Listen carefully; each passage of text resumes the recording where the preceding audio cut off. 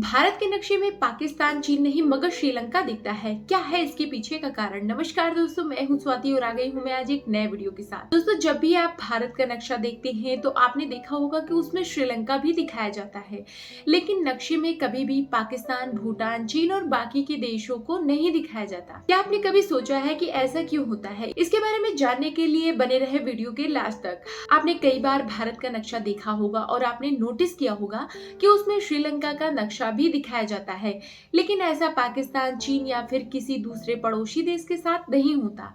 श्रीलंका के अलावा अन्य देशों को कभी भी भारत के नक्शे में नहीं दिखाया जाता। कभी सोचा है कि आखिर ऐसा क्यों होता है? कहीं ऐसा तो नहीं कि श्रीलंका से भारत के अच्छे संबंध हैं, तो इसलिए इसे भारत के नक्शे में दिखाया जाता है। इसके पीछे की वजह को समझते हैं। दरअसल इसके पीछे एक अहम वजह है। जी हाँ, किसी विशेष कारण की वजह से श्रीलंका को भारत के नक्शे में दिखाया जाता है। ऐसे में आज हम जानते हैं कि वो कौन सी वजह है जिसके कारण श्रीलंका को भारत के नक्शे में दिखाया जाता है और इसमें हिंद महासागर का कितना अहम रोल है।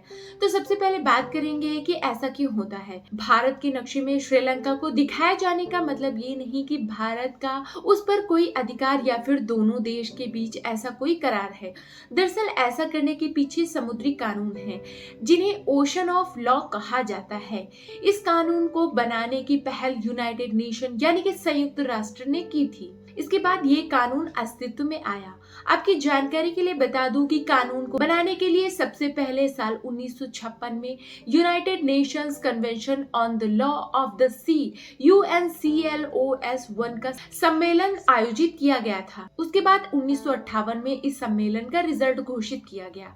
दरअसल इस UNCLOS 1 में समुद्र से जुड़ी सीमाओं और संधियों को लेकर एक मत रखा गया था। इसके बाद साल 1973 से 1982 के बीच तीसरा सम्मेलन आयोजित किया गया, जिसमें समुद्र से जुड़े कानूनों को अंतरराष्ट्रीय स्तर पर मान्यता दी गई थी। क्या है लॉ ऑफ द सी? सवाल ये सबसे अहम है। जब कानून बना तो इसमें तय हुआ था कि किसी भी देश की आधार रेखा यानी कि बेस लाइन से 200 नॉटिकल माइल्स के बीच आने वाली जगह को नक्शे में दिखाया जाना अनिवार्य है। अगर सीधे शब्दों में समझे तो अगर कोई देश समुद्र के किनारे बसा हुआ है या फिर उसका एक हिस्सा समुद्र से जुड़ा हुआ है, तो इस स्थिति में उस देश के नक्शे में देश की सीमा के आसपास का एरिया उस नक्शे में दिखाया जाएगा।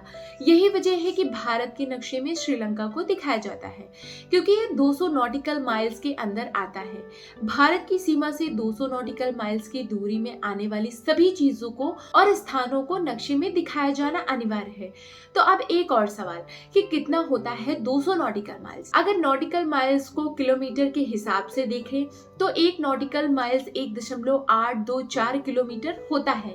इस हिसाब से 200 नॉटिकल माइल्स का मतलब 370 किलोमीटर है। ऐसे में भारत की सीमा से 370 किलोमीटर की दूरी तक के एरिया को भारत के नक्शे में दिखाया जाता है। इस वजह से दूसरा देश होने के बाद भी श्रीलंका को भारत के नक्शे में शामिल किया जाता है। भारत से श्रीलंका की दूरी की बात करें तो भारत के तमिलनाडु राज्य में मौजूद धनुषकोडी गांव से श्रीलंका की दूरी 18 मील है। इससे आप अंदाजा लगा सकते हैं कि श्रीलंका अंतरराष्ट्रीय समुद्री कानून के तहत भारतीय नक्शे का हिस्सा कैसे बना होगा। लॉ ऑफ द सी के तहत भारतीय नक्शे में श्रीलंका के नक्शे को दिखाने को लेकर आर्टिकल 76 में कुछ खास बातों को बताया गया है, जिसके तहत बताया गया था कि भारत या श्रीलंका अपने आधिकारिक क्षेत्रों को 370 किलोमीटर के दायरे में आने वाली हर वाटर बॉडी को दिखाना जरूरी है। यही एक बड़ी वजह है कि भारत के नक्शे में श्रीलंका को दिखाया जाता है और यही एक कारण है जिसकी वजह से इस पर कोई भी विवाद नहीं होता। और ये सिर्फ भारत के साथ ही नहीं बल्कि कई देशों के साथ देखने को मिलता है। 370 किलोमीटर के दायरे में आने वाली हर वाटर बॉडी को दिखाने का नियम है। ऐसा करने से किसी दूसरे देश की सुरक्षा को खतरा नहीं पहुंचता। तो अब तो आप समझ ही गए होंगे कि भारत के नक्शे में श्रीलंका को क्यों दिखाया जाता है। इस नियम का पालन बाकी के और देश भी करते हैं। तो आज का वीडियो कैसा लगा कमेंट करके जरूर बताएं। वीडियो इंफॉर्मेटिव लगी तो कर सकते हैं लाइक और शेयर, और चैनल पर पहली बार है तो कर लीजिए सब्सक्राइब, क्योंकि ऐसी वीडियो चैनल पर आती रहती है।